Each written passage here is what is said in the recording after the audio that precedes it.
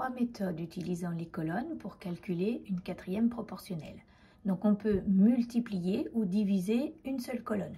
Donc si j'ai un tableau et que j'ai trois données qui sont connues, grâce à ces deux données sur la grandeur A, je vais pouvoir trouver le nombre par lequel on a multiplié. Comme c'est une quatrième proportionnelle que je cherche, je sais que mon tableau est un tableau de proportionnalité. Donc je vais multiplier la deuxième grandeur par le même nombre et ainsi je pourrai trouver cette quatrième proportionnelle. Deuxième possibilité, si le tableau est prévu de cette façon-là, le premier nombre que je vais trouver, c'est grâce aux deux valeurs connues de la grandeur B. Et je multiplierai par le même nombre pour trouver la quatrième proportionnelle. Une autre possibilité, c'est de passer par le retour à l'unité. Donc j'ai ce tableau avec trois données connues et je vais insérer l'unité entre les deux valeurs connues.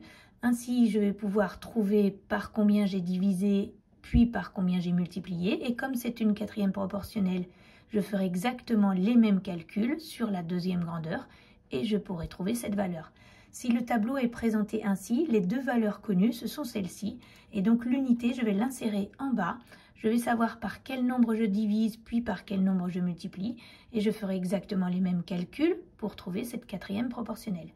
Et puis enfin, je peux additionner ou soustraire deux colonnes, ce qui signifie que si cette colonne est connue, et que je remarque que cette valeur-là plus celle-ci me donne celle-ci, eh bien pour trouver la quatrième proportionnelle, j'additionnerai ces deux valeurs connues et je trouverai ainsi la quatrième proportionnelle.